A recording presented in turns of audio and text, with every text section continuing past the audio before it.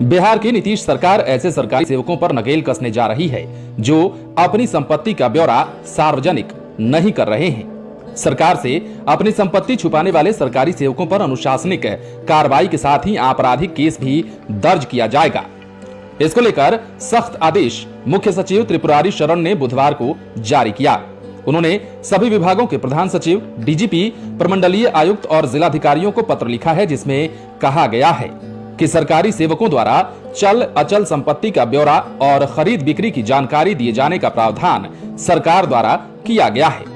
इस संबंध में 25 मार्च 2021 को सामान्य प्रशासन के द्वारा मार्गदर्शन भी निर्गत किया गया है।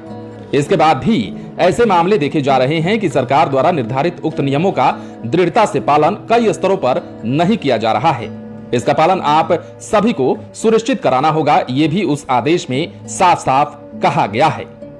इसके साथ ही यह भी कहा है कि हर साल सभी सरकारी पदाधिकारियों और कर्मचारियों को दिसंबर के बाद फरवरी तक अपनी संपत्तियों और दायित्वों की जानकारी सरकार को देनी है।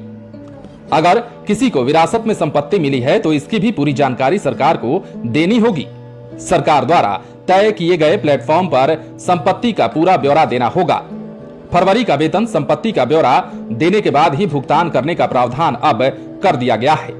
इसके साथ ही कोई अचल संपत्ति जैसे जमीन, फ्लैट, मकान के अलावा गाड़ी खरीदते हैं तो 1 माह के अंदर सरकार को सूचना देना अनिवार्य है, चाहे वो अपने नाम से या फिर परिवार के किसी अन्य सदस्य के नाम से ही क्यों न खरीदा हो। इतना ही नहीं, अगर कोई सरकारी सेवक अपने 2 माह के वेतन से अधिक राशि के बराबर लेन देन करते हैं तो इसकी जानकारी भी उन्हें 1 महीने के अंदर सरकार को अनिवार्य रूप से देना होगा।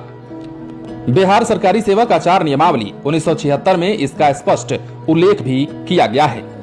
इस एक्ट में समय समय पर संशोधन भी किए गए हैं। इसके अनुसार सरकारी सेवकों द्वारा संपत्ति को छुपाना गंभीर कदाचार माना गया है। इसमें विभागीय अनुशासनिक कार्रवाई के साथ ही प्रिवेंशन ऑफ करप्शन एक्ट के तहत आपराधिक केस भी संबंधित सरकारी सेवक पर दर्ज किए जाएंगे।